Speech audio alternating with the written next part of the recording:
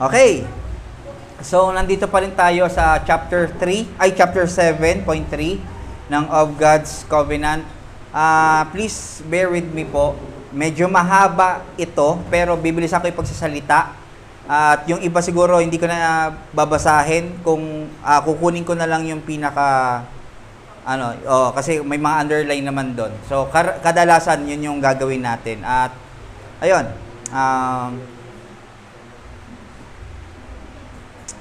okay, so recap natin 7.2, chapter 2, pero focus tayo sa chapter 3, pero yun nga, sabi, man having brought himself under the curse of the law by his fall, it pleased the Lord to make a covenant of grace wherein he freely offers unto sinners life and salvation by Jesus Christ, requiring of them faith in him that they may be saved. Ayan, sabi ng ating confession. So, unti-unti dito sa 7.2 ay sinasabi na kung sino yung saving name, sino yung Redeemer, sino tong Messiah na iniintay, at papunta na tayo sa best part. Kasi, bakit best part? Mamaya sasabihin ko. Hindi dahil, pero yun nga, may better covenant kasi, at greater covenant na sinasabi ang ating confession. At kahit sa Bible, yun din naman ang kanyang kino-confess. Okay? So, bakit ulit natin kailangan malaman ang God's covenant or covenant theology? Ano naman sa akin yun, kuya? Save naman na ako. Okay? So, gusto natin kasi makita at ma-encapsulize ang Bible as one story, as one theme, at isa lang yung kanyang pinapatunguhan. So, mas madali mo na siyang ma-share, lalo na ang Old Covenant or Old Testament, pag alam na natin yung scope ng covenant theology. Kasi, kunyari, kay David, minsan, magpo-focus lang tayo kay David. Pero bakit ba? Alam na natin, may greater king, pero bakit? Ano bang sinasabi ng Davidic Covenant? At yun yung mga pag-aaralan natin hanggang mamaya. At yun nga, kaya medyo magiging mabilis yung aking pagsasalita siguro. Hindi naman siguro pagra-rap kasi hindi ako rap. Okay, so maluwalhati ang ating Panginoon sa ating pag-aaral. Okay? So ang note ko lang, man had broken the covenant of works in the garden kay Adan at Eva and fall into the curse of the law. Okay? So it pleased God to make a covenant of grace. Iyon ang sinabi doon sa 7.3. Okay? I mean 7.2. God has all the right to exercise His judgment right away, and yet God is pleased to make a promise of redemption. Pwede naman na tayong i-judge agad yung maranasan agad yung penalty ng mga oras na yon. Pero, sabi niya, it pleased God, yet God is pleased na gumawa pa ng isang covenant. Okay? Ano ibig sabihin? Pag pleased, God's delight, or joy, or for His glory. At ito ang gusto ko lang, dahil na-move din ako dito, kung nasisiyahan tayo sa tinatamasa natin ngayon, yung grace, di ba? Covenant of grace. Siya pala ay masaya na nagbigay sa atin. Hindi lang parang masayahan tayo, pero He is pleased na ibigay sa atin to at maranasan sa natin itong covenant of grace. Okay? So, this covenant of grace is revealed after the fall. So, alam na natin yan, Genesis 3:15. Doon niya ni-reveal yung gospel or covenant of grace. Basahin na natin yung 7.3. This covenant is revealed in the gospel, first of all to Adam, in the promise of salvation by the seed of the woman, and afterwards by further steps until the full discovery thereof was completed in the New Testament. And it is founded in that eternal covenant transaction that was between the Father and the Son about the redemption of the elect. And it is alone by the grace of this covenant that all posterity of fallen Adam that ever were saved did obtain life and blessed immortality. Man being now utterly incapable of acceptance with God upon those terms on which Adam stood in his state of innocency. Okay? Naalala natin si Adam, innocent, sinless, pero pinili pa rin niya na magkasala. Okay? It is his choice, though dinikri ng Panginoon ang sin. Maliwanag po tayo doon, ha? Hindi ang Diyos ang nagtulak sa kanya mag-sin, pero sarili niyang desire or choice. Okay, dito muna tayo, pag-usapan natin to. Bago po ang lahat, ito ay mainly inspired ako doon sa book na The Mystery of Christ ni Samuel Renihan. Okay, pag-usapan natin, the revelation of covenant of grace. Dito sa first line, this covenant is revealed in the gospel.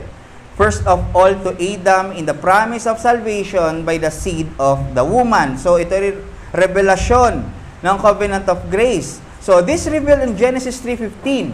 Anong tawag ulit sa Genesis 3:15? Proto-evangelium. Okay? Basahin natin Genesis 3:15. I will put enmity between you and the woman, and between your offspring and her offspring. He shall bruise your head, and you shall bruise his heel. Sundo ang mga Paido Baptist or Presbyterian dito sa Covenant of Works. Okay? Agreeable lahat ng ating pag-uusapan dito. So, una, nagpakita rito yung curse of the serpent at yung promise of man's redemption doon sa Genesis 3:15. Kaya may gospel. Di ba? Naalala nyo sa Romans 1:16 to 17 to 18, laging associated ang salvation at condemnation. So dito, curse of serpent, condemnation, at promise of man's redemption. This promise is the first foundation of the church. Pero syempre, hindi pa yun church. Okay? So pagpapakita pa lang yun na first gospel, ito yung matatanggap ng church para sila ay makapasok sa church. Okay? So hindi nagbabaptize. Gospel by faith. Ano pa ang makikita natin sa Genesis 3:15? Continual war between church, collective seed, 'di ba? Between you and the woman, between your offspring, yun yung offspring ni Satan, yung mga unbelievers, and her offspring, yung her, kay Eve. So, yun yung church. Okay? He shall bruise your head, yung he, si Christ. Tapos, you shall bruise his heel. Kausap niya si Satan to Christ. So, pwede natin makikita rito yung offspring at yung he pertaining sa church at kay Christ. Collectively, sa church at sa mga believers at kay Christ. Kaya no wonder na laging may contrast lagi ang believers at unbelievers. Di ba? Hindi sila laging may continual war sa atin, sa pagitan natin. Ano pa? Nakita rin natin dito yung promised defeat of Satan and victory of Christ. Okay? Ano to? He shall bruise your head and promised victory of Christ. Ito ay nangyari sa cross event. Crucifixion ito. Nangyari na yun, na-bruise na-crush na yung head. Kaya sabi, wala nang, na-disarm na si Satan ni Christ nung siya ay pinako sa cross. Lahat ng powers ng darkness na-disarm na. Pero, it can be ma-deceive pa rin. Yung mga elect. Pwede pa rin maloko, matempt, pero hindi na siya pwedeng mag-hold sa'yo na maging ma-enslave ka ulit sa power ng sin. Maliwanag po yun, no? Okay? So, ano pa? The curse of eternal death delayed. Doon sa proto-evangelium, for the sake of the elect, dinelay niya yung kanyang judgment or yung penalty. Pwede nga, right after nung siya ay kumagat, pwede na niyang gawin yon, pero dinelay pa rin niya. Okay? For the sake of the elect alone. At for the church. Maraming di naniniwala dito, madali na lang lunukin sa atin, pero yun talaga yung intention niya. Hindi talaga for kalahatan. May benevolence ang Panginoon sa lahat ng creation, pero ang kanyang ipe-preserve talaga yung seed, Messiah, at yung church. Okay? Ano pa? Work of Christ delivers from eternal death but not suffering in this life. Na-deliver lang tayo ni Kristo sa eternal death, pero yung suffering sa life, dito sa mundo, nandiyan pa rin yan. Kasi nga, nasa fallen pa rin tayo. So, kung maghanap tayo, kung susunod tayo kay Christ at giginhawa buhay natin, hindi mangyayari yun kasi hindi yan pinramis ng Panginoon. Suffering in this life, not the full wrath we deserve. Ang ating naging consequence doon, yung suffering. Di ba? Na ano natin sa biblical theology yan. Yung magtitil ang mga kalalakihan, paghihirapan. Di ba? Pero, wala yung full wrath doon. Kailan yung full wrath? Sa cross. Kailan yun ulit na mangyayari? Yung final? Sa consummation. Okay? Suffering is sanctifying to believers, but judgment to unbelievers. Ito na ang pagkakaiba. Parehas tayo may suffering, unbelievers sa believers, sanctifying na sa mga believers. Pero pagdating sa mga unbelievers, judgment yun ng Panginoon sa kanila. Kaya titignan natin ang suffering natin, sanctifying. Okay? James 1-3. Consider it joy if we face trials. Sacrifices instituted to teach that the wages of sin is death. Nagkaroon ng sacrificial system sa Old Testament at ito ang itinuturo niya na sa bawat kasalanan may kamatayan na kapalit. Romans 6:23. Naniniwala tayo doon, no? Okay, so pinipicture niya na yung gagawin ni Christ. Nire-reveal niya na doon, pero malabo pa. Kaya, ano pa? The state of and condition of Adam's posterity. Lahat nagkaroon ng pinanganak ng may original sin. Hindi tayo naniniwala sa Socinians. Di ba? Lahat tayo ay na pinanganak generational at natural na may sin agad. Tayo ay obligated to obey law given by God. Moral man yan o positive law. As reasonable creatures. Reasonable, ibig sabihin, we are created by the image of God. Rational tayo. Ano pa? The full wrath is delayed when under the mercy of God and His gracious providence until God sends out the gospel for the effectual salvation of the elect. So, sinasabi dito, yung Old Testament, after ni Adam, Abraham na, no? Yan na. Nandun, dinedelay ng Panginoon, pero under tayo ng awa na wag munang patayin. Okay? Under tayo ng awa, pero under din tayo ng gracious providence sa pag-govern ng Panginoon hanggang dumating ang gospel. Wala pang gospel na clear doon kasi wala pang ratification ng gospel. Okay? So, anin pa natin. So, point natin dito, as a result of man's perdition or damnation caused by his violation to covenant of works, God instituted another covenant, the covenant of grace, in order to bring salvation through Jesus Christ. Ito ni sinasabi na ikaw, Adan, nag-fail ka, yung posterity mo, susunod pa rin sa akin, pero hindi na katulad ng sayo na mairiredeem nila yung sarili nila para sa akin. Yon ay dahil dito sa aking promise na darating si Kristo. Okay? So, itong gagawin kong promise, lalagyan ko siya, kakalakipan ko siya ng covenant. Itong covenant na to, maglalagay ako dyan ng mga stipulations or condition, ito dapat ang gawin nyo. Magkakaroon din yan ng sanctions. Pag hindi nyo to ginawa, mamamatay kayo. Magkakaroon din naman to ng reward na pag ginawa nyo, hindi kayo matatanggal sa lahi ni Abraham. Nakita nyo, kay Adan, hindi sacrificial, hindi redemptive. Yun ay eschatological, for better state.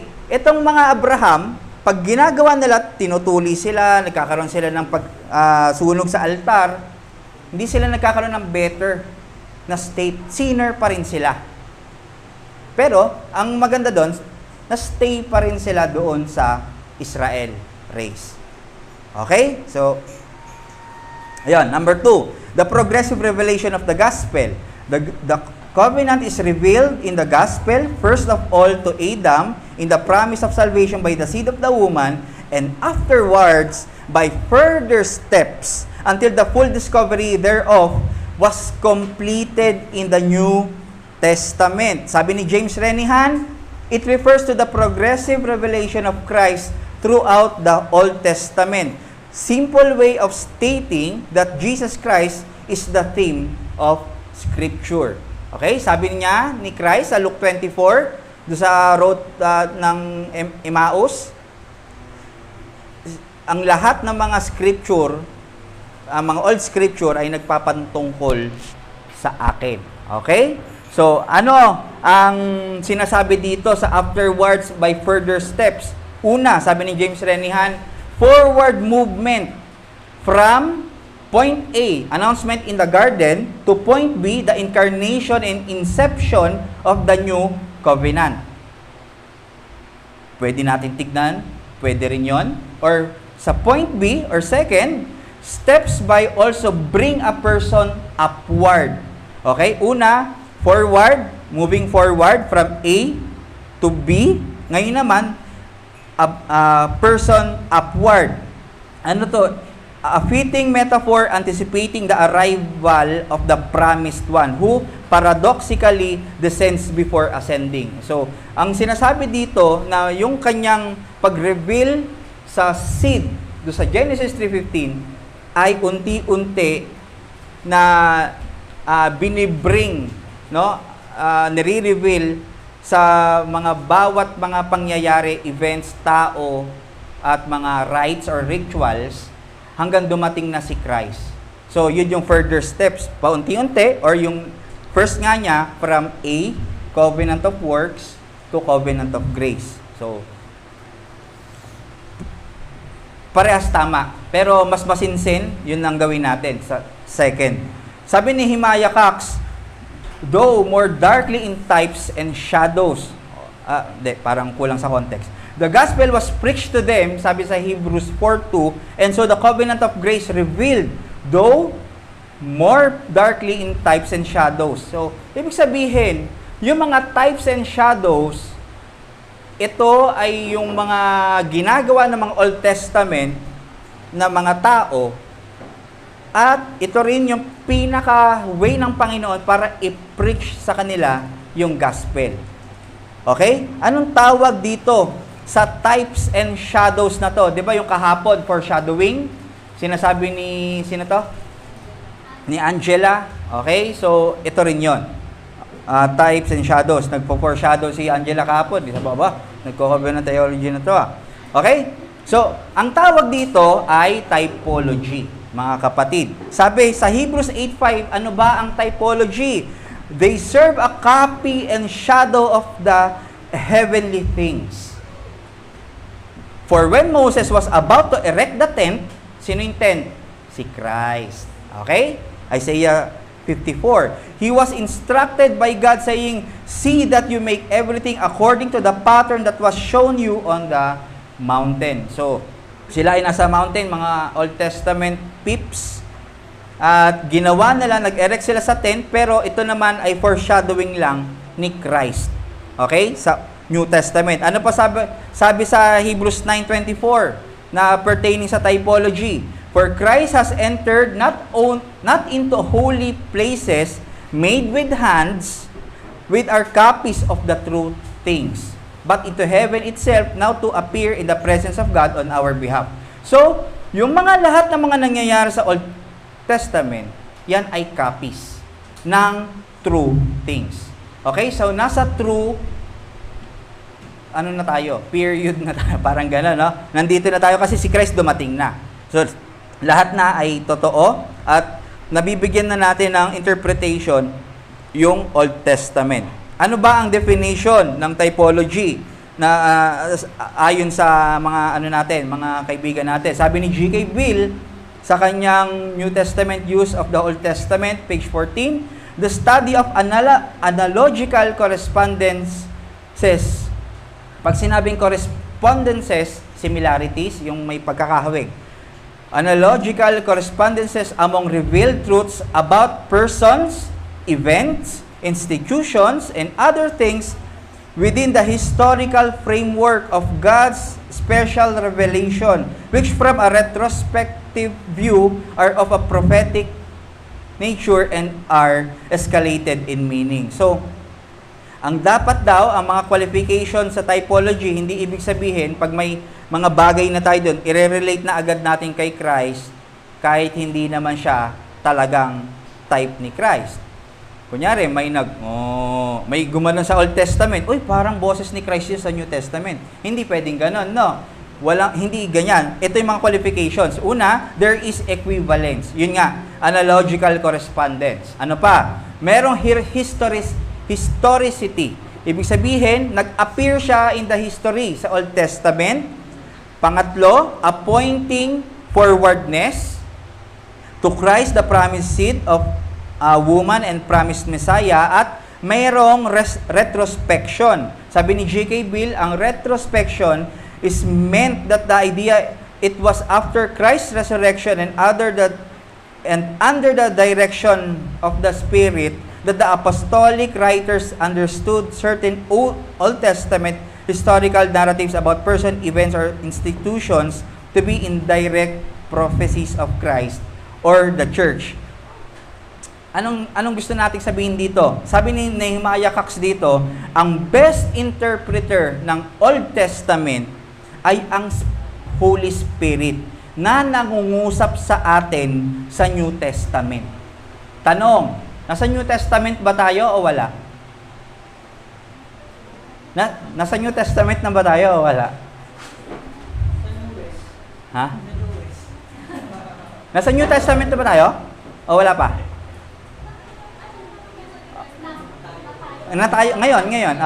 Wala pa.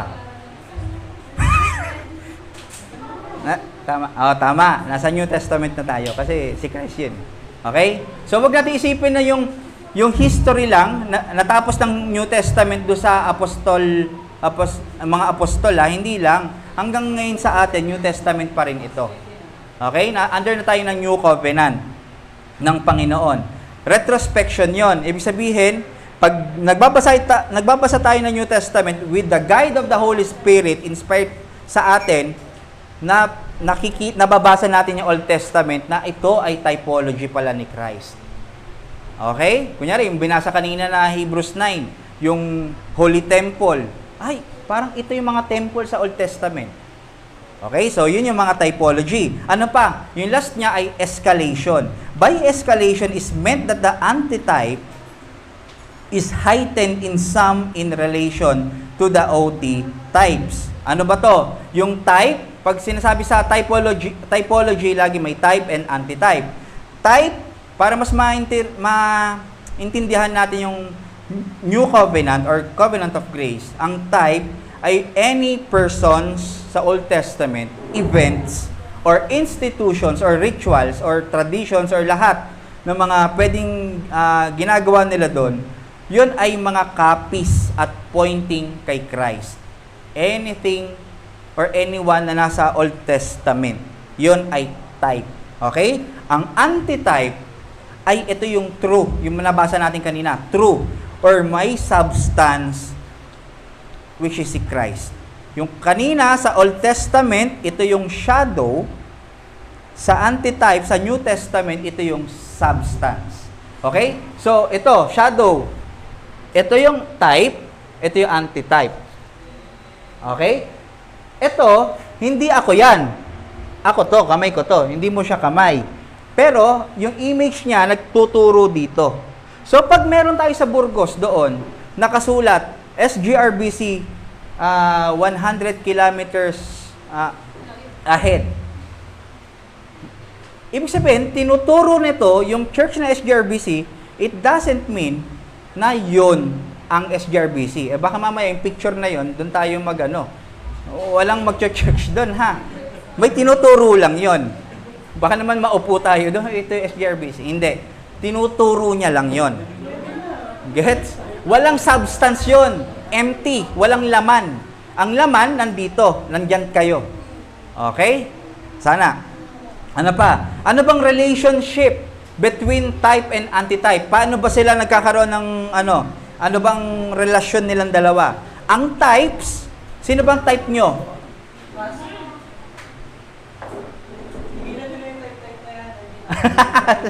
Okay, praise God. E di yung type, di ba? It reveals something greater and better than themselves, which is the antitype. So, kung ito yung antitype, ay yung type, ito yung antitype. So, something better at greater. So, ito, ano mas better? Ito o ito? No? Minsan kasi, pag kunyari, ganyan. O, di ba? Parang, so, hindi natin alam kung ano, madideceive tayo eh. Hindi natin alam na kamay pala yun, pero animal. Kaya, sobrang labo pa. Pero pag ni-reveal na yan, ni Christ do sa Gospel at ng New Testament, maintindihan na natin. Okay? Sige pa. Sabi ni types are pictures of antitypes. Antitypes are other and greater than the types. Ayan, sabi ni Sam Renihan. Ano pa? Types may be temporary and preparatory for the antitypes, but it is necessary to appreciate their own meaning and purpose in their own context. Ibig sabihin, walang kwenta yung mga bulls, yung mga goats. Meron po. Itong sinasabi dito, though may something greater sa kanila, pero sa immediate context nila ng mga panahon na yon, importante ang dugo ng kambing. Kasi ito yung winiwisik nila doon sa mercy seat at para sila ay mapatawad ng Panginoon. Meron nga doon, yearly pumupunta yung hari, nagwiwisik ng dugo. So kung ibig sabihin na hindi natin papahalagahan yung dugo na yon sa mismong context na yon, hindi sila mape-preserve sa linya ng Kanaan or ng Promised Land. Nagigets? Nyari, circumcision. Ang circumcision, kailangan nilang maintindihan, ay natin ma-appreciate yung circumcision ng mga time na yon, pero ngayon, hindi na. Anong antitype ng circumcision of the flesh? Circumcision of the heart. Ito yung sinasabi ng mga Pedobaptist. Ang circumcision of the flesh ay water baptism. So, hindi. Ang ano natin, circumcision of the heart. Ibig sabihin, pagtutuloy ng banal na spirito, regeneration, yung kaninang through faith. Okay? So, yung mga time na yon, kailangan na lang 8 years old, pag nanganak yung asawa nila, ipapatuloy nila. Kasi kung hindi, tatanggalin sila sa lahi ng race ng Israel. Okay? So, ganun ka-importante yung mga types nung mga panahon na yon. Kaya, meron pa rin tayong appreciation, pero wag nating isipin na walang value nung panahon na yon. Okay? Sana, nyo yun? Sabi nga ni Sam Renihan, types have a meaning in an immediate and provisional context, while at the same time, they point to a greater other meaning in final messianic context. For example, the writer to the Hebrews states that the blood of goats and bulls cannot take away sin, and yet that blood did take away sin. Paano yun? Mamaya, maintindihan natin. Cannot take away sin yung blood ng Old Testament, pero, and yet, that blood did take away sin. Mamaya, maintindihan pa natin. Tandaan nyo to yung sinabi kong yun. So, ang type, blood of goats, sabi sa Hebrews 9:13, ang blood of goats, dugo ng kambing, ay just a purification of the flesh. Para ma-purify ka, ma-maintain ka externally sa lugar ng Kanaan. Sabi yan sa Hebrews 9:13.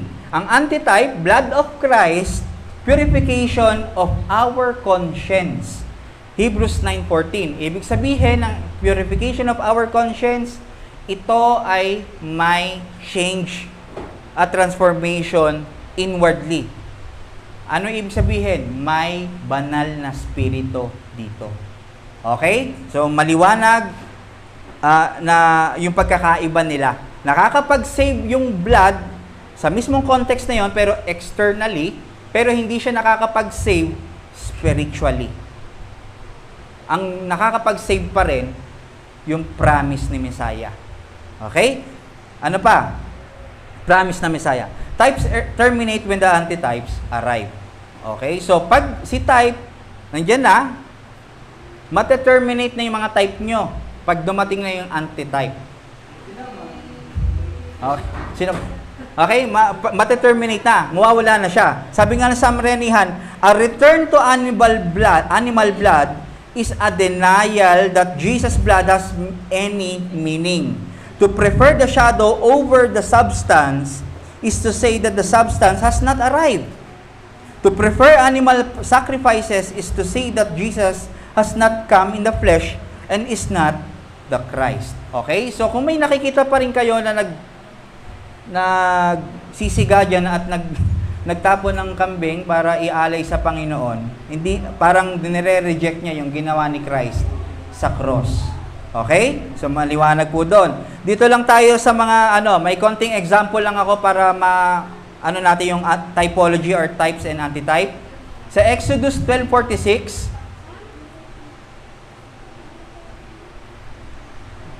sinabi doon na huwag nyong kumuha kayo ng lamb, Passover lamb, at huwag nyong dudurugin yung buto. Sinabi yun Sabi sa John 19:36 na ang reality nun, dahil si Christ ay, nung pinako siya sa cross, walang buto ang nadurog. Okay? So, nakita nyo yung event na yon, ay institution na yon, type and antitype. Ano pa? Passover lamb. Christ is the Passover lamb who was slain for God's judgment. Ano yon? Institution, event, or person? Passover lamb. Event ba siya? Institution? Pag sinabi institution, ritual, or yung law, ano ba? O person? Passover lamb. Passover feast. Ano ba? Institution. Kasi, yun ay yearly na ginagawa. Okay? Ano pa? Noah's Ark in Genesis 6. Ano to? Event, institution, or person? Event, yes. Si Noah's Ark, God saved the family of Noah sa Ark, at ngayon naman, God saved believers in Christ. Sabi nga rin sa 1 Peter 3:20-21, prefigured and corresponds or symbolizes ng Noah's Ark ang baptism. So, okay? So, hindi dahil nalubog yung sa tubig, pero kung paano nag-save. Kung paano tayo lumubog sa tubig at na-save doon sa labas, ganun din yung pagpapakita ng baptism na kailangan nating through our faith, nagmamanifest siya na sa paglubog natin, tayo ay namatay kay Christ at nabuhay siya nung tayo naman ay inahon sa tubig. Okay? Ano pa? Jacob's ladder in Genesis 28. Naalala nyo to? Na naginip si Jacob na may nakita siyang hagdan. Tapos sa hagdan, may nakita siyang mga angels pataas, pababa. Pataas, pababa, at nakita niya ang Diyos. Sinabi ng Diyos, magkakaroon siya ng lahi. Sinabi kay Jacob ng Diyos, Jacob, magkakaroon ka ng lahi na sindami ng buhangin. Yun yung type. Ano yun? Event or institution? Event, di ba? Pangyayari. Kailan nangyari to? Sa John 1:50-51. Yung tinawag ni Christ si Nathanael, na may nakita daw si Nathanael, ay sabi ni Christ, darating yung panahon, may makikita kang pataas at pababa na mga anghel sa Son of God. So, pertaining yon, yung ladder ay si Jesus Christ. At sinabi niya sa John 14:6, I am the way. No one comes to the Father except through me. Okay? Ano pa? Mana, yung kanina. Mana in Exodus 16, Christ is the bread of life. The bronze snake in Numbers 21, dahil nagko-complain sila sa wilderness, dinidiscipline sila ng Panginoon. Okay? Christ in His crucifixion. Sinabi yan sa John 3:14-15. Yung high priest in the OT, Old Testament, Christ as our ultimate high priest, sinabi yan sa Hebrews 4:14. Prophets in the OT, Hebrews 1:12. Kings in the Old Testament, Christ is our ultimate king. At yung tabernacle kanina mismo, yung inaano ni Brother Louie, di ba, tabernacle in the Old Testament, doon nagdedwell ang Diyos. Kailan to na antitype? Sinabi to nung John 1:14. Nung nag-dwell, I dwelt among us. Ano? Si Christ. So, parang dating, Christ tabernacled among us. Okay? At yun nga, yung Hebrews 10:19-20, siya yung veil, lahat siya pinapakita. Pati yung mercy seat ng Ark of the Covenant. Christ is our mercy seat na, sabi sa Romans 3:25. Kasi imbis na makita na doon, di ba, doon miniwisik yung dugo ng kambing, ngayon nakikita na yung dugo ni Christ. Okay? So, di ba, loob ng Ark of the Covenant, nandun yung mana, nandun yung rod, nandun yung tablets, lahat yon pertaining sa mga na-establish ni Christ, siya mismo yung mana, at yung rod niya sa word. Okay? Hebrews 9:11-14.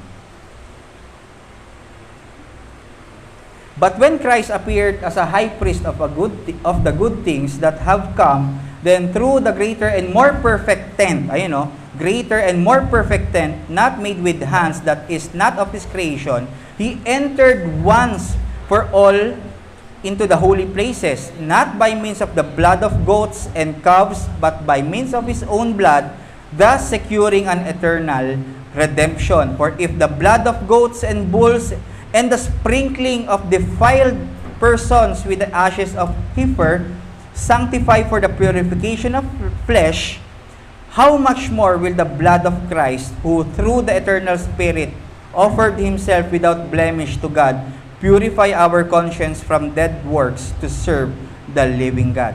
Okay? Hindi lang tayo sinave, hindi lang tayo na-redeem, na-purify, tayo rin ay enabled na to serve the living God. Laging may, yun nga yung fruit, di ba? Ang punto, God uses types for preaching the gospel in the Old Testament.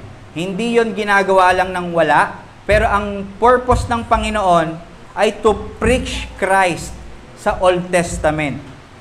Nakita nyo yung picture? Yan. Yan, ganon. May tanong ba kayo dyan? Ha? Kisig na?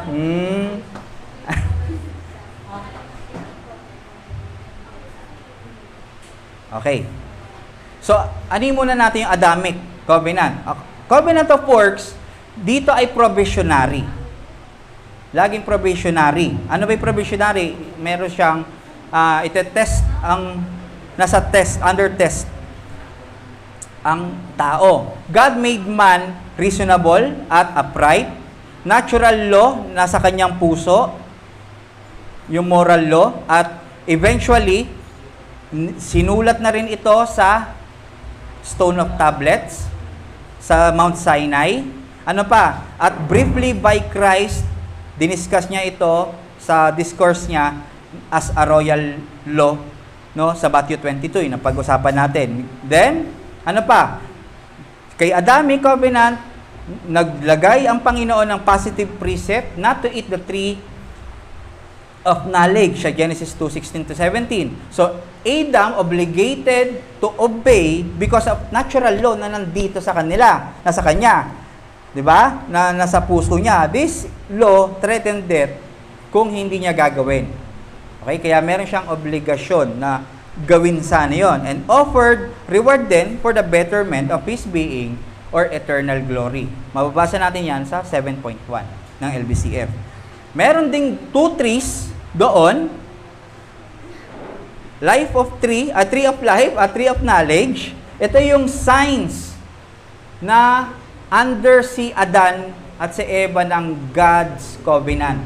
Which is, ano ulit yung covenant na yon? At Adamic covenant or covenant of works. Okay? Adam, sadly, transgressed the positive law, causing the damnation of the whole human race. But God gave a promise of redemption in proto-evangelium nga. So God promised the defeat of Satan, victory of Jesus Christ, and revealed gospel to Adam. Ang kanyang ratification dito or pagpapatunay na siya ay gagawin niya yung promise sa proto-evangelium nung binigyan niya ng garment of skin itong mag-asawa. Okay? Si Adan at si Eva. Dito na tayo sa Noahic Covenant. Noahic Covenant, new established relationship. Nasira kay Adan, nag-establish muli ang Panginoon. Paano niya in-establish? Ginamit niya yung baha. Gets? Ang galing, no? Yung ironic, baha yung ginamit, destruction, para magkaroon ulit ng may renewal ulit ng relationship. Okay? At para magawa niya yung kanyang promise. Ano pa to? Ang sa Noahic, under ito ng preservation of the creation for the sake of the elect. Or yung common grace sa lahat ng tao. Propagation of the wickedness of man, God sent flood, Noah's Ark, a type of Christ, yung kanina. The sign of God's covenant to Noah is imahinasyon. Di ba? Sabi ni rainbow pala yun, ni rainbow, sorry. Tapos the story of Noah somehow re-echoes the story of Adam fall into sin. May precepts, curses, and blessings. These curses and blessings would set the trajectory para ma-accomplish ng Diyos yung redemptive purpose niya na nanggaling sa Garden of Eden. This is the same message na binigay ng Diyos kay Adan, but greater in clarity and precision. From vague to much vivid picture of the revealed gospel. Kung dati, offspring nito ng Eva at offspring ni serpent, ano yun? Ngayon, nagkaroon na from you, sabi niya kay Noah, ay be fruitful and multiply. Okay? So, gagawin niya ulit yon. Merong ganun siyang promise kay Noah, hindi ko kayo i-destroy na ulit. Ang pinaka magiging mas klaro pagdating na ng Abrahamic. Okay? Ang punto ng Noahic, this displays the benevolence of God to all that even to the height of the wickedness of man, His promise not to destroy again the world will not be broken. Okay? Nagets nyo yun? Ang sarap, no? Ibig sabihin, kahit ma-destroy yung covenant niya, maging wicked pa itong mga tao na to, hindi niya i-destroy yung mundo. Yun lang, ang sarap lang nun, namnamin, na kahit sobrang hindi niya na-destroy. So, doon lang galing sa doon tayo, sa Abrahamic na tayo. Abrahamic Covenant. The Covenant of Grace revealed to him. Marami nagsasabi na yung Covenant of Grace, yan daw ay yung sa cross. Tapos yung Adan of works kay Mosaic.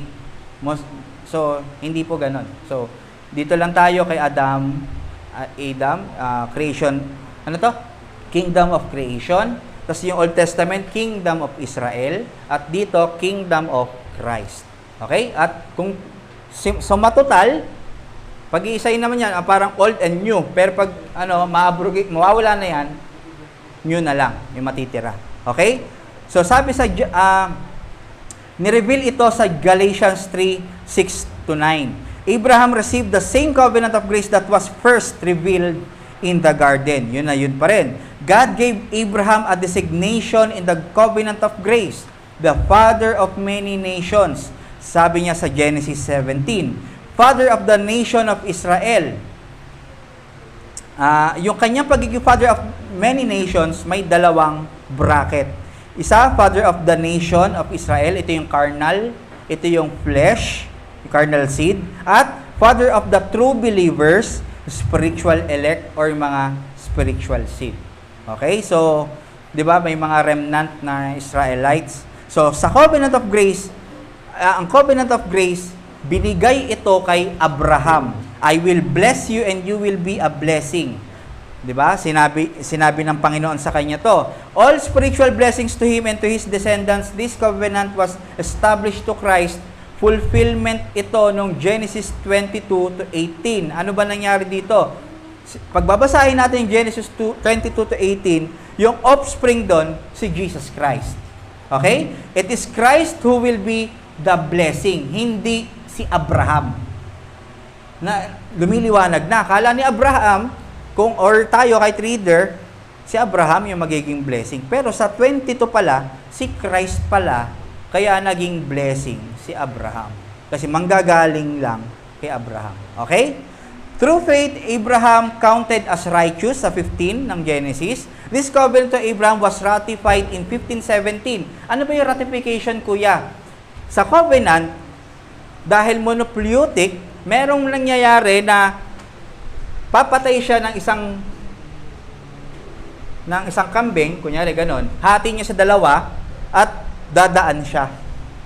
Ang dadaan dapat doon yung ano tawag dito, nakataya yung buhay ng testator at yung testee. Okay? Ang dapat lalakad doon si Abraham.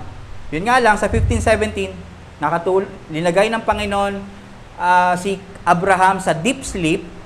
Tapos nagkaroon ng parang nag-dim ang lugar at may bumaba na parang fire. Doon sa dalawang animal na divide na animal, naglakad yung fire na yon. Ibig sabihin, si God mismo yung lumakad na doon at ginagaranti niya rin sa sarili niya, hindi kay Abraham. Kasi alam niya, magkakamali ito. Magkakaroon ng kasalanan ito. Nakita nyo, yung grace na yon, siya yung nag-require, siya yung nag-demand, siya rin yung gumawa ng kanyang gagawin. No? In the first place, ano kasi yun pag hindi kunyari, na-divide, pag itong tumawid na to, hindi ginawa yung covenant na iniwan sa kanya, yung agreement nila, binrake nila yung kasunduan, gagawin sa kanya yung sa animal. Kunyari, kung si Abraham, siya yung tumawid, hakatiin siya sa gitna. Papatayin din siya, parang ganon. Pero dahil nga gracious ang Panginoon, pinatulog niya si Abraham, itabi mo Abraham, ako na. Sabi niya ganon, parang ganon.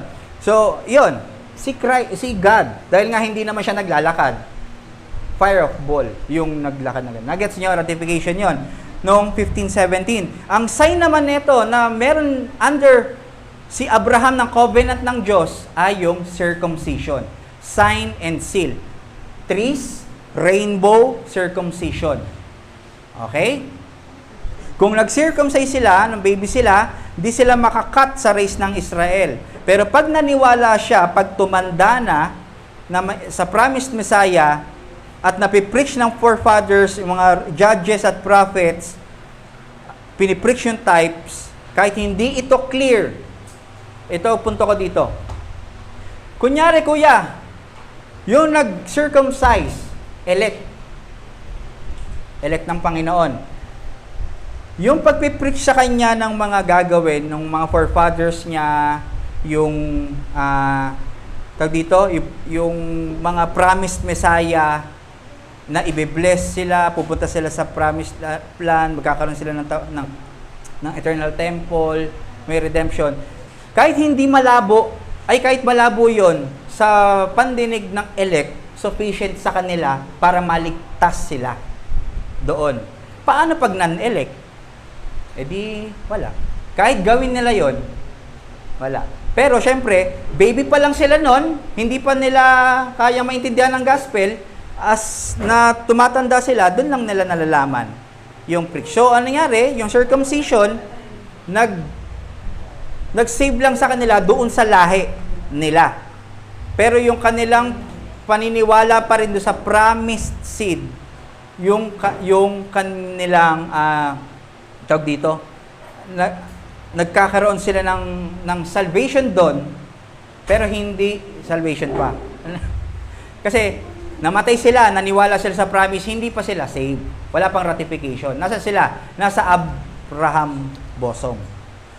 Doon pumunta si Christ, after nung 3 days na namatay siya, sinusian, gano'n, nag-preach, at yun yung dinala niya sa Ama. Nung namatay siya, retrospective,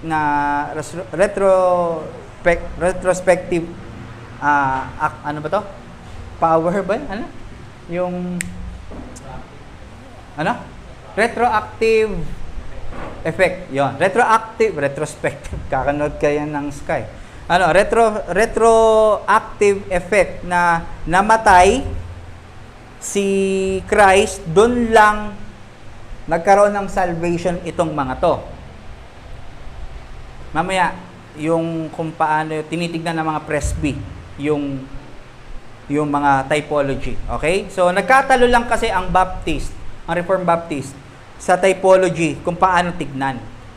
Okay? So, parang ang dating, sige na nga, sabihin ko na nga, yung sa Presbyterian, parang, kunyari, kotse ni Christian, gray. Yan yung Old Covenant. Ang gagawin ng Presby, pipinturahan nila yun ng pula, yan yung New Covenant. Nagets nyo? So, pinalitan lang ng outer, iba lang yung administration, or iba lang yung pero same component, same substance pa rin. Pero, naniniwala sa Baptist, yung kotse na yan, hindi na yan yun. Iba na. Bakit? Doon pa lang sa flesh at spirit. Ibang-iba na. So, new. At as in new talaga, bago yung binigay ng Panginoon. Iba na yung substance. Okay? Sabi ni Sam Renihan, itong Abrahamic ay the womb of word blessing. This was not the result of any goodness or worthiness in them, but rather it was the result of the abundant graciousness and loving kindness of God.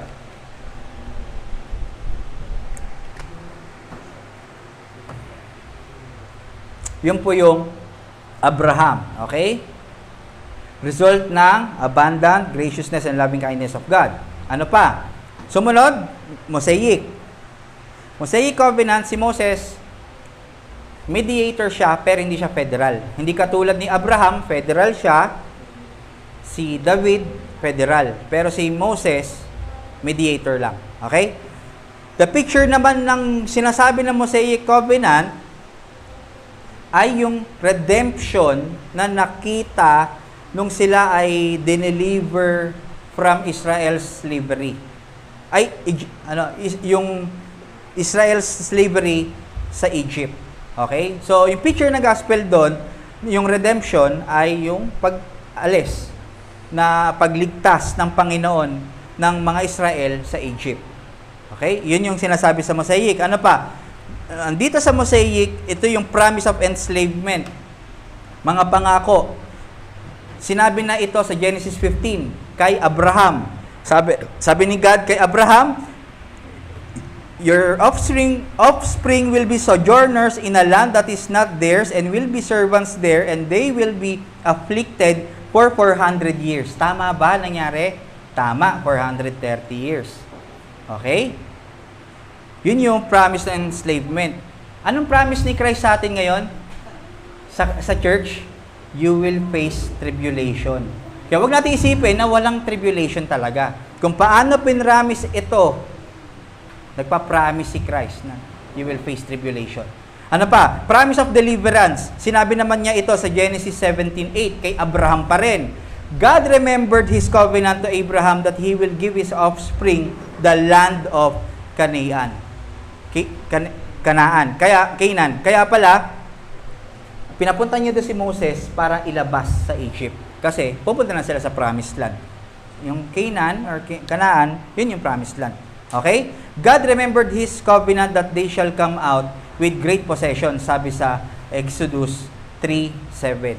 Okay? Magkaka-connect na sila. So, ang note lang natin dito, God's covenant to Abraham progresses here in God's covenant to Moses. Mas lalo na natin nakikita, may ganito pala, may redemption na nangyayari. Dati, kay Adan, may promise. Kay Abraham, magkakaroon ng nation, magkakaroon ng promised land, magiging blessing, pero ito, nagkaroon pa ng revelation about sa gospel. No? Nakikita nyo? Yung gospel, magkakaroon ng nation, yung church, blessing ng kaligtasan, at yung land, di ba? Which is yung ating eternal na kasama ang ating Panginoon. Tas pagdating kay Moses, sinabi naman na dito sa gospel, ituturo naman kung ano naman yung walk of life ng mga nasa kingdom ng Panginoon. Pakunti-kunti, no? Nakikita nyo, ina-unveil na. So, ano ba nandito? Progression na Mosaic, naglagay na ng law, or Mosaic law, or the Old Covenant. Parang ganon. It was a national, corporate covenant of works for Israel's race, both for elect and non-elect. So, basta ikaw ay anak ng Israel, or Israelite yan tuloy. Elect ka man o hindi, kailangan mong gawin yun kasi under ka ng race ng Israel. It was conditional because of its sanction and promises. Di ba? Alam na natin yon. Temporal, carnal benefit for the obedience both for non-elect and elect. Elects are not saved in the virtue of these rights but in the virtue of Christ's death. Okay? So, laging pagkamatay ni Christ, kaya sila nasisave. The law is to remind Israel how holy God is the whole and how sinner they are. Okay? At law gives them every reason to be grateful and obey God for their deliverance from Egypt, and they are to obey the law, for this is God's people way of living.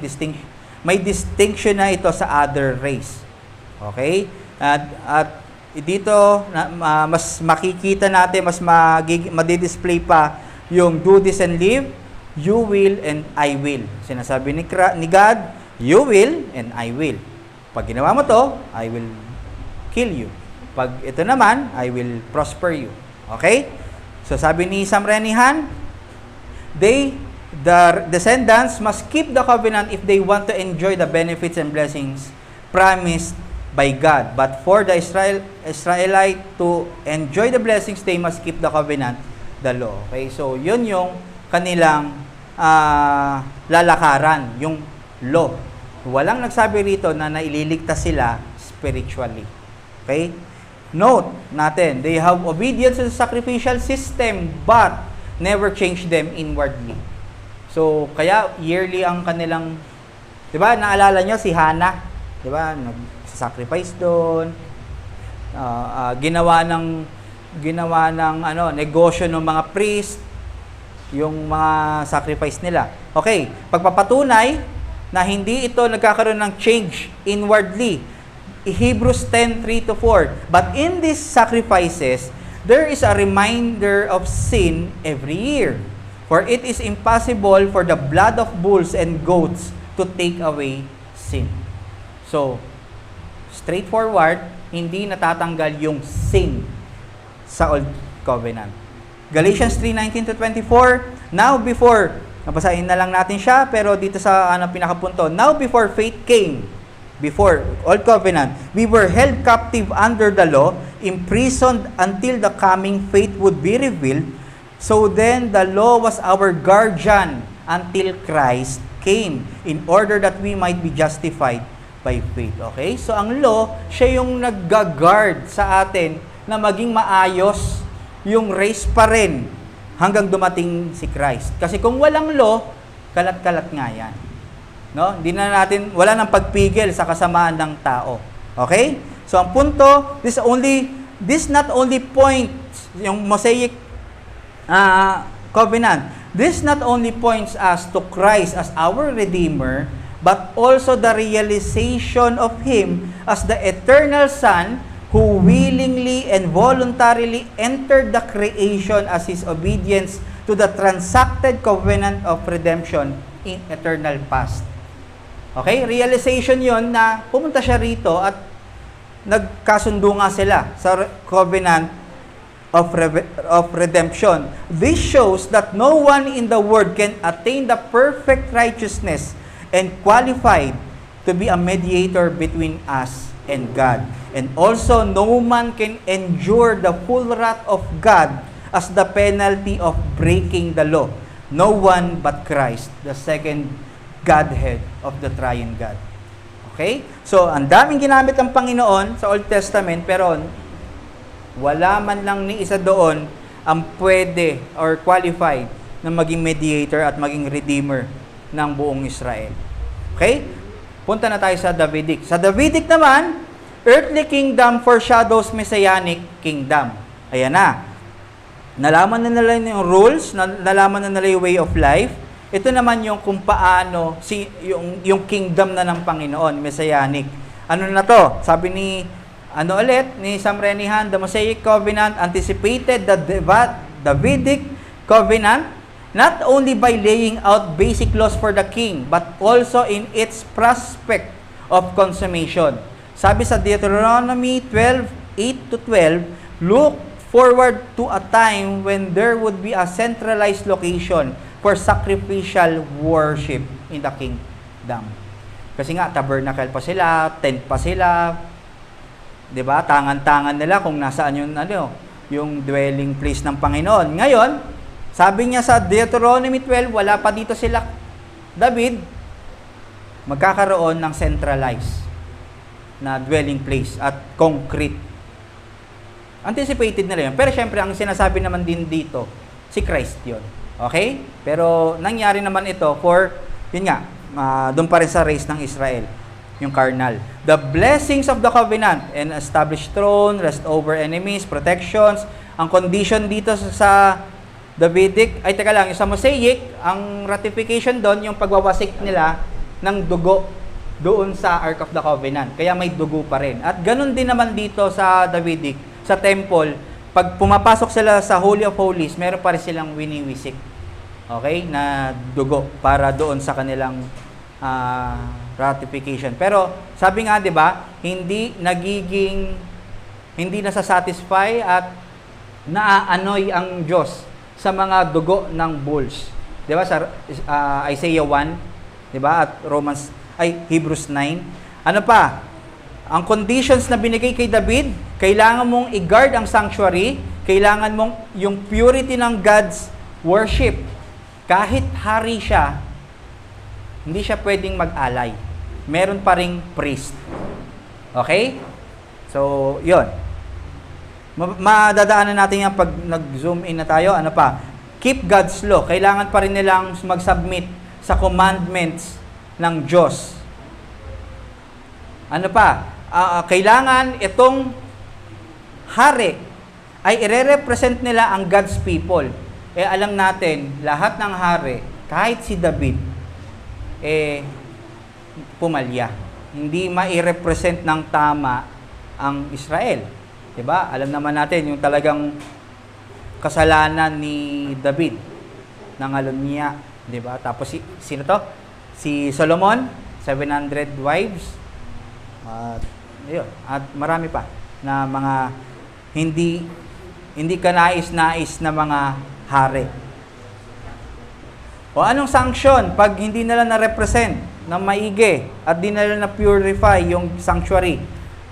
God will discipline them at the expulsion from the land of Canaan. So, may expulsion, excommunication. Okay? So, very timely. Sam Renihan, The Mystery of Christ. Anong sinasabi dito?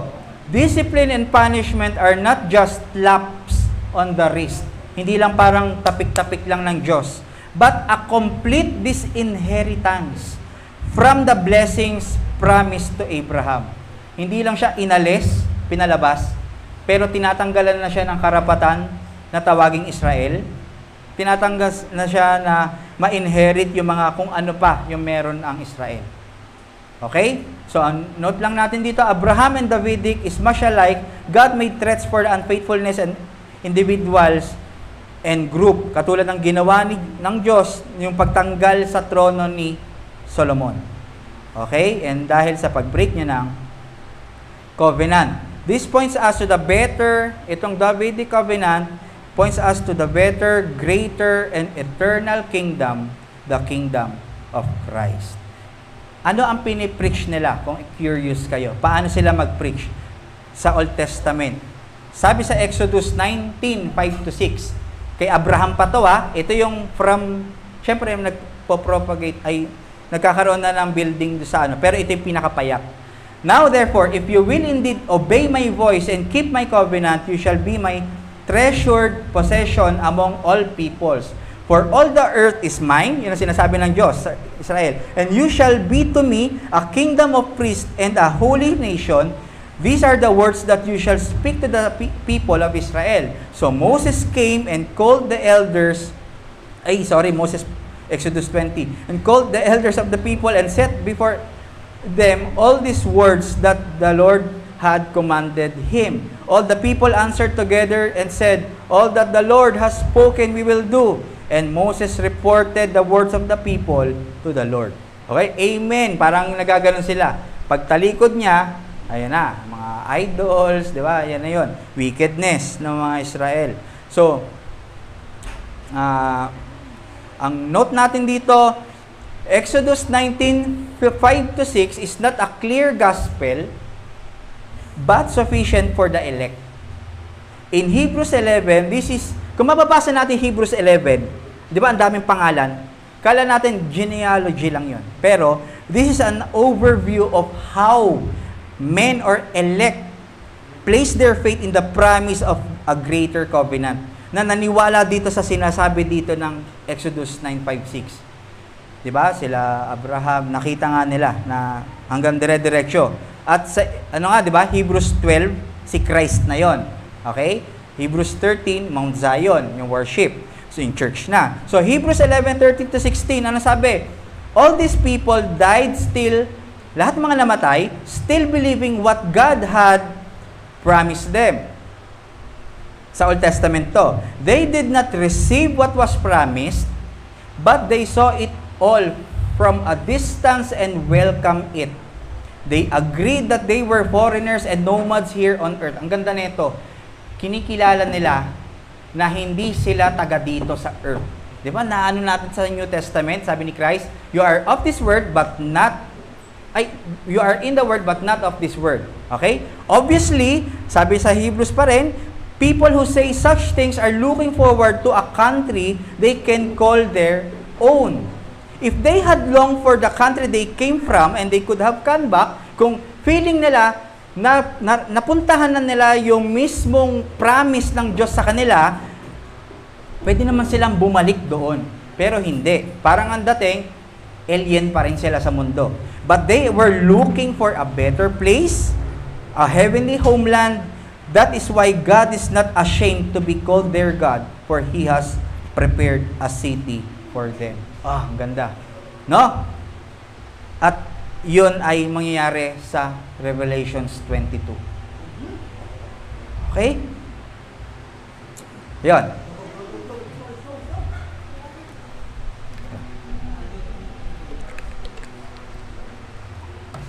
Yun yung Old Covenant. Pasok na tayo sa New Covenant.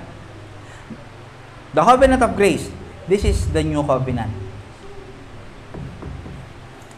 May pagkakaiba kasi ito sa mga view na ito yung New Covenant kay Christ, pero yung Covenant of Grace, di ba? Sabi ng mga presby, nandito sa Genesis 3:15. Okay? So, yun nga, yung kanina. So, dito, sa atin, sa Baptist, ang New Covenant of Grace, ay New Covenant, siya rin yung Covenant of Grace. Okay? Meron pang New Covenant, yung NCT, not the New Covenant Theology. Sabi sa Jeremiah 31:34, when I will make a new covenant. Oh, kala ko ba nakagawa ka na ng covenant noong Genesis 3:15? When I will make a new covenant with the house of Israel and the house of Judah.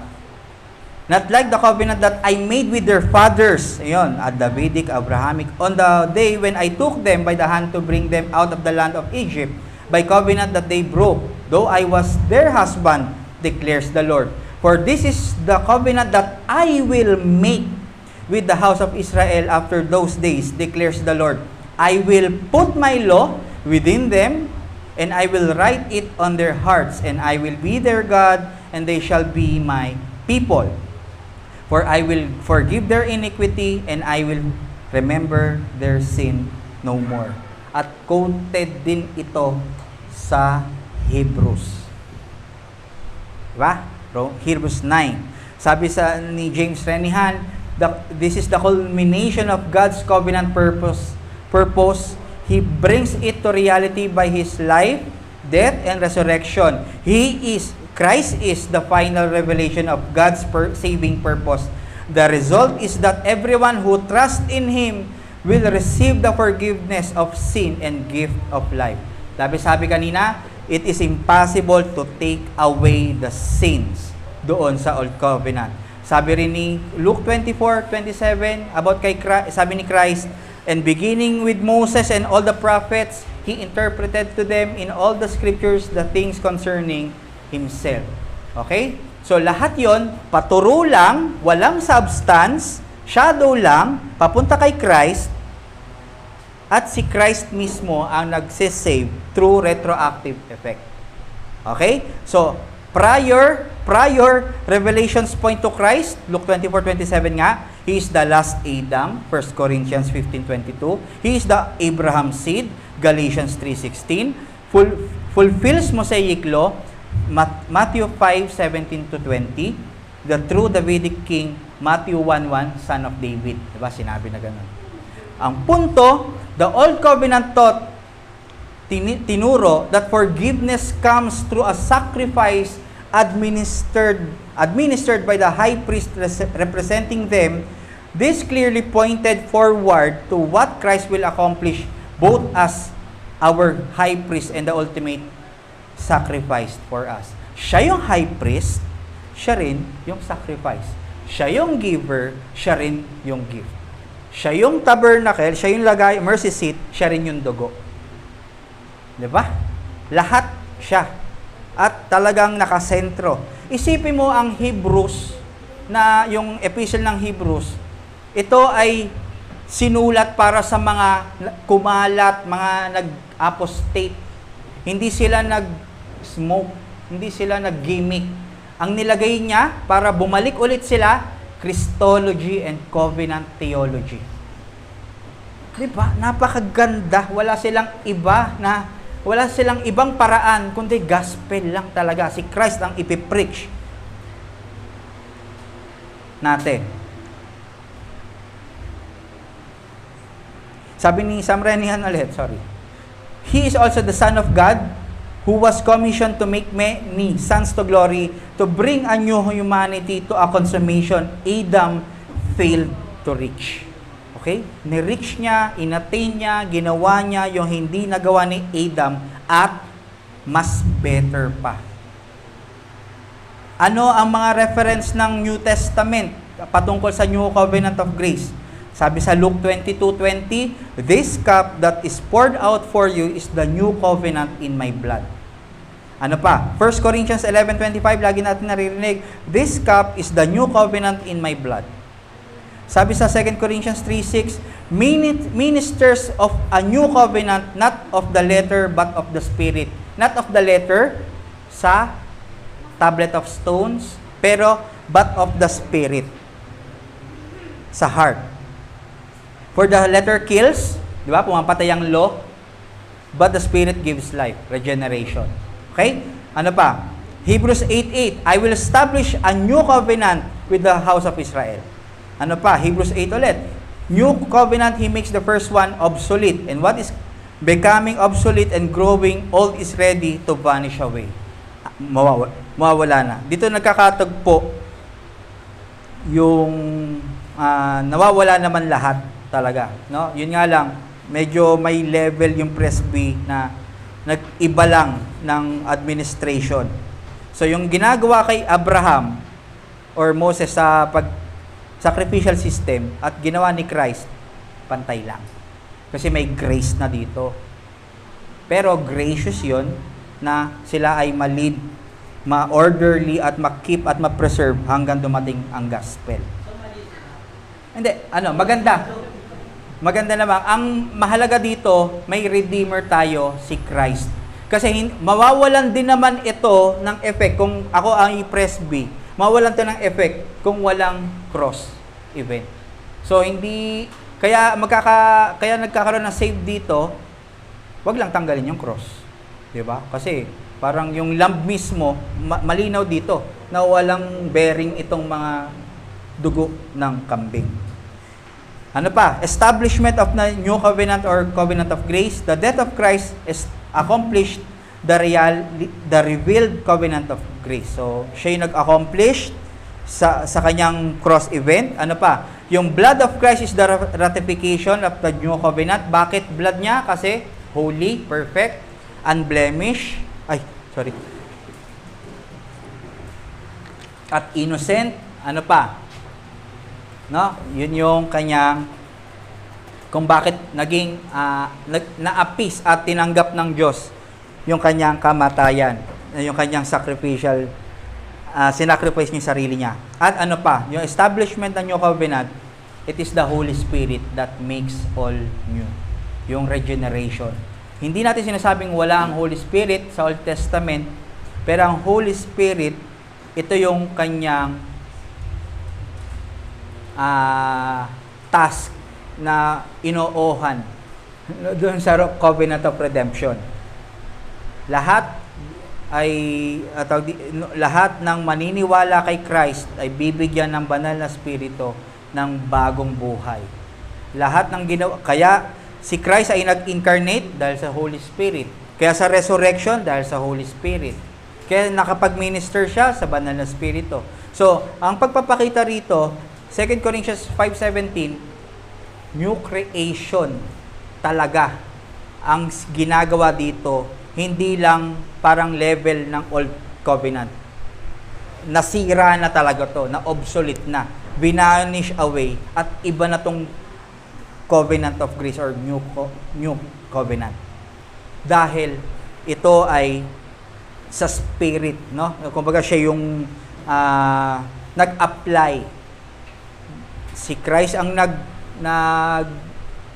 nag-accomplish, siya yung nag-ratify para mangyari ito Pentecost. Okay? Nakita nyo kanina, I will give you my spirit sa Jeremiah 31, Ezekiel 36:26. Bibigyan sa dried bones, 'di ba? Lahat 'yun kasi lahat tayo dried. So bibigyan tayo ng banal na spirito. Ang gusto ko lang wala. Yung aking thought dito, napatingin kasi ako kay Leini. Sorry.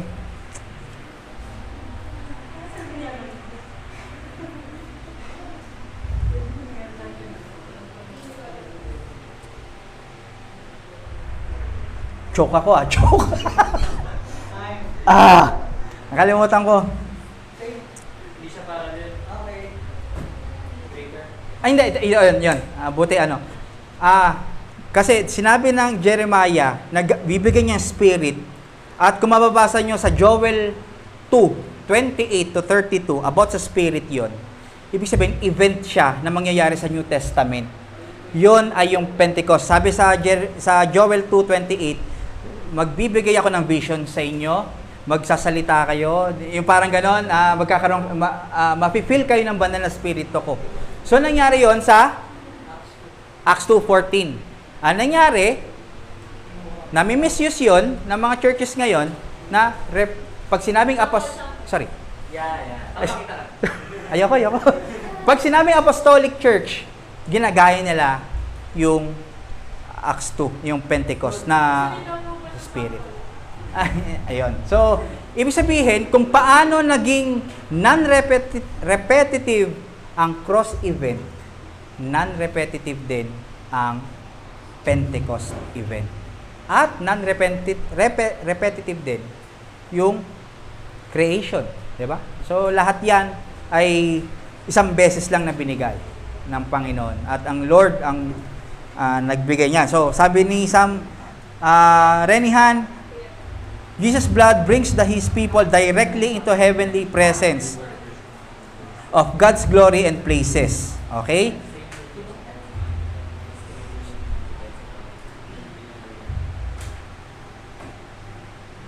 Yung dugo ni Christ, nung tayo ay nanampalataya sa Kanya, sabi sa Ephesians 2:5, we are seated in the heavenly places. Immediately. Pero ito, sa Old Covenant, yung kanyang mga ritual, wala, nandun pa rin kung nasaan sila. But the blood of Christ cleanses once for all. The benefit of the covenantal sacrifice were enjoyed through the history. Na-enjoy nila, kasi hindi sila namamatay, safe sila, but the legal establishment of it took place at the end of the ages. The death of Christ establishes His people in the new covenant on the basis of a perfect and permanent sacrifice. The fullness of the benefit ay extends. Ito, yung benefit ng new covenant ganito, nag-e-extend siya beyond forgiveness. Wag lang natin isipin na na-forgive lang tayo, na nagkaroon ng pagkapatawaran. Pero to complete restoration sa atin and transformation of the sinner. Okay? So, kaya, may justification, may regeneration, justification, merong sanctification at glorification. Hanggang dun yun. Okay? Ano ang blessing ng New Covenant? Justification. Through His obedience by offering Himself as a pure, holy sacrifice. Okay? Si Christ yun. Sabi ng Romans 5:17-19, Christ brought justification on His people. Ano pa? Blessing. Regeneration and sanctification. This enables us to do the law of God sincerely. Dati, kahit may masama kang intensyon, gawin mo yan. Ligtas ka sa law, sa Israel, pero wicked ka pa rin. I mean, tayo may remaining sin, pero kaya na nating gawin ang law ng Panginoon with a sincere heart, with a pure heart. Okay? It promises to perform an inward work of renewal in the people of God. Sabi sa Ezekiel 36-27. New heart, may new spirit. Anong result nito kung may new heart, new spirit? And cause you to walk in my statutes and be careful to obey my rules. Okay? So, meron na, laging may ganon. Pag saved, you have to live and obey me. Laging may ganon. Ano pa? Adoption and preservation. This give us the right to be a part of His household. Sabi sa John 1:12. We are granted na madiscipline tayo ng Diyos by transforming us according to Christ's image by removing idols. Dahil, yun talaga meron tayo eh. Idol sa sarili natin, sa ating puso at preparing for the second coming of Christ. Yon ay isang discipline ng Diyos. Saan makikita yon? Sa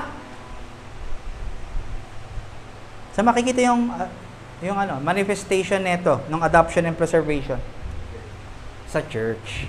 Okay? So ano pa? Last, resurrection and glorification.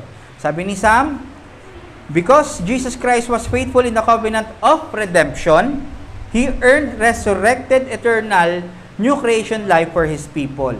Kaya sabi sa 1 John 3:2-3, Beloved, we are God's children now, and what we will be has not yet appeared. But we know that when He appears, we shall be like Him, because we shall see Him as He is. And everyone who thus hopes in Him purifies himself as He is pure. So, merong sa huli, no? At kung lahat talaga na merong pananampalataya at alam mong may faith ka, ipipurify mo yung sarili mo sa labas ng mundo. Kasi pure yung tinitignan mo. Pure yung nasa sayo. Pure yung namumuhay sayo. So, dapat tali ang pamumuhay natin. Dapat we purify ourselves. This is the sanctification. Okay? So, ang comparison ng Old Covenant and New Covenant, Old Covenant, ito ay under ng law. Sa New Covenant, under ng grace. Sa Old Covenant, Covenant, sacrificial system. Sa New Covenant, Christ, our sacrificial lamb on the cross. Ano ang Old Covenant ulit? Copies, shadows, type. Yan, sa Hebrews 8:5.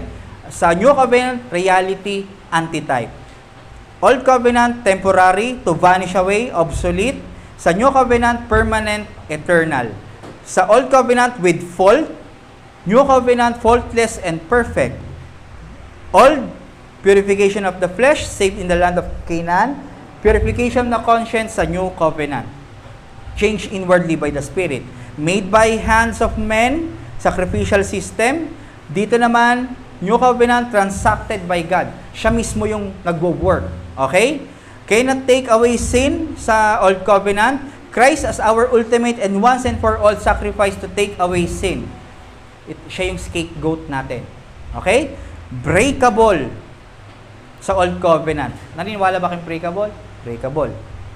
Pag binasa nyo yung Hebrews 8:9 at Jeremiah 31:32, sasabihin, mga nag-break sila, mga forefathers nyo, sa aking covenant, mga covenant breaker.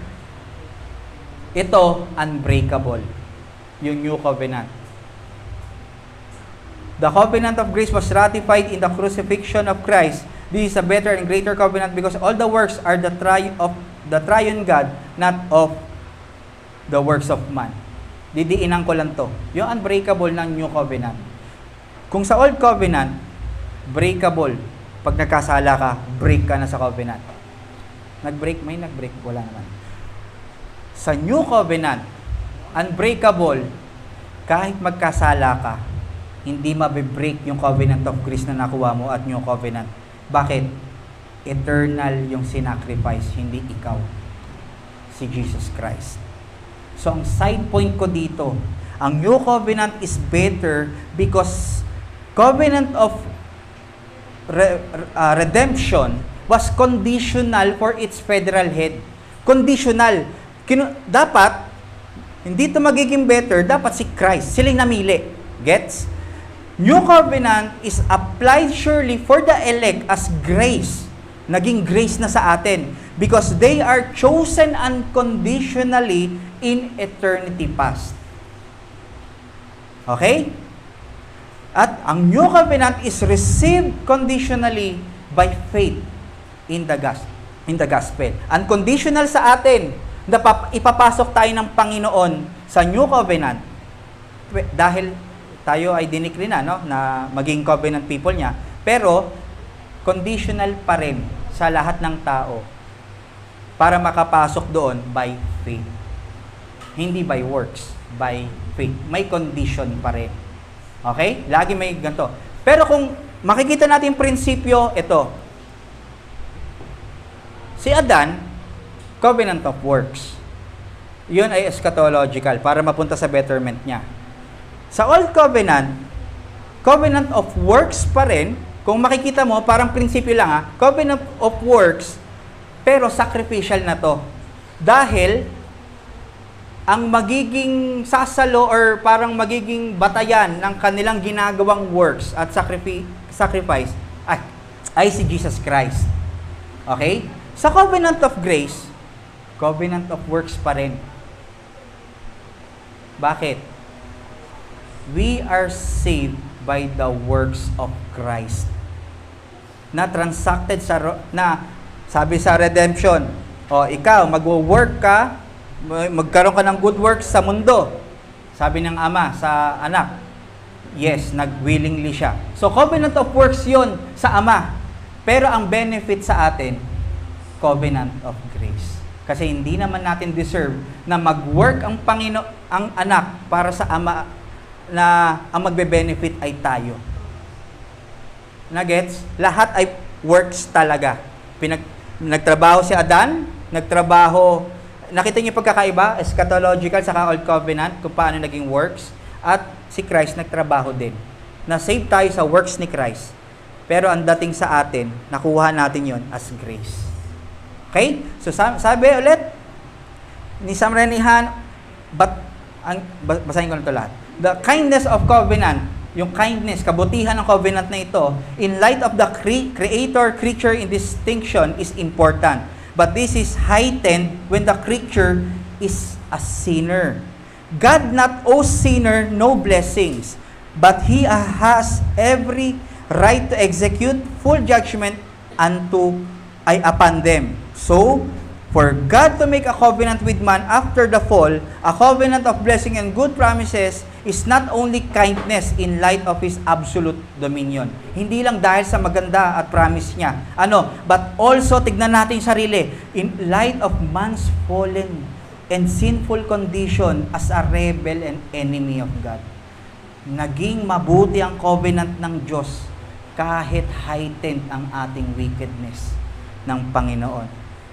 Okay? Sabi nga ni Joshua 21:45, not one word of all the good promises that the Lord had made to the house of Israel had failed. All came to pass. Diba? Lahat ng sinabi niya sa Old Testament, nangyayari at nangyari. So conclusion ko lang, the New Covenant of Grace, kunin natin sa The Mystery of Christ, the New Covenant of Grace established in the blood of Christ, founded in the covenant of redemption, and preached to the world in the gospel, is God's master plan. It is free salvation for the world through the Jewish Messiah, the Christ of Israel. It completely reverses the corruption and condemnation of the covenant of works and provides an eternal life of glory in perfect communion with God. This covenant establishes a kingdom, the kingdom of Christ, the kingdom of God, and the recipients of its blessings, all flowing from Christ the head, constitute the membership of that kingdom, which is the church. Diba? Lahat ng true believers ng Panginoon, lahat yon ay dadaloy, no, sa atin, at yun ay transacted nung eternity past. Napakaganda. So, application lang natin para dito, be delighted and happy knowing that we are graciously included to the new covenant and we are on the side of the fulfillment of the covenant of redemption. Maging makaryo tayo. Na? Be blessed. Be delight. Mag-delight tayo pag nandito. Hindi lang parang, kumbaga, ito Psalm 1, di ba naalala nyo? Nade-delight ka sa law, sa salita ng Panginoon, the ways of God, nade-delight ka doon. Hindi ka nade-delight sa mga pakawari o feeling mo na alam natin na hindi nakasulat sa salita ng Panginoon. Be serious to live with your confession of faith in and outside the church. Since tayo ay sineryoso ng Diyos yung kanyang covenant, seryosohin natin yung confession natin of faith. Hindi lang nung day 1 nung tayo ay nag-local church. Kailangan in and out the church. At dala-dala pa rin natin yan hanggang ngayon at sa mga susunod na araw. Ang confession of faith natin na, I repent and believe the gospel of Christ. Ano pa? Be consistent in mortifying our remaining and indwelling sin. Yan ang magiging buhay natin araw-araw. Okay? Be dead to sin. Be alive in Christ. Lagi nating isipin na we are to deny ourselves. Kasi nga, Galatians 2:22, we are crucified in Christ. And Christ is living in me. Si Christ na nabubuhay sa atin. Tayo ay templo ng banal na spirito. Tayo ay living stone ng church. Marami tayong ups and downs na darating. Pero it is a good reminder na God will never forsake us and abandon us. Kung nandito man tayo sa gantong situation, nandiyan ang mga kapatid, ang church, ang salita ng Panginoon, ang kanyang banal na spirito. Hindi dahil doon pa lang siya naisip na kilusin ka, pero maniwala ka sa kanyang providence, sa kanyang plano at purpose. Umakto lang tayo kung ano ang nararapat. Okay? Ano pa? Jesus Christ be magnified in our life. He must increase, we must decrease. Alisin natin yung pride. Yan ang nangyari sa mga Israelites. Ayaw namin ng hari, ayaw namin ng boses. Gusto lang namin hari na parang katulad ng ibang nation. Kaya nangyari si Saul. Though yun ay decree, pero out of yun, nangyari pa rin yun sa pride ng Israel. Yung nagko-crucify kay Christ, ay ang nag-crucify kay Christ, nagdala sa Rome, mga Pariseyo, dahil sa pride ng Pariseyo. Since we are recipient of grace, be gracious to our presby brothers. No?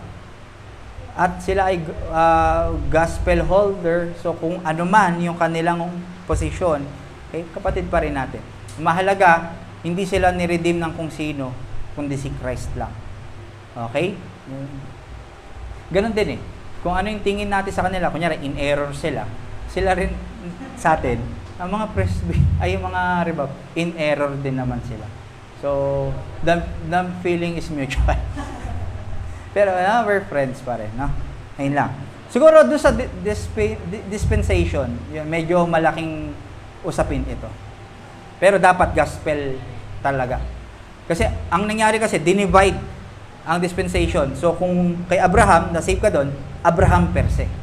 Hindi kay, parang Christ period na to, Abraham period, magkaiba. Yeah. Sana hindi ako ma-misrepresent, pero parang ganun yung pagkakaintindi ko. At 7, be firm. Submit to the word, be filled with the Holy Spirit, because it is how God disciplined His covenant people through His Spirit. At, kumbaga, persuasion ng Spirit at enlightenment ng banal, yung pagmi-minister ng word sa ating puso. Okay? So, yun lang. At kung may questions and reflections dito, pwede po natin gawin. Soli Deo Gloria. Maraming salamat, Panginoon, sa pagkakataong ito.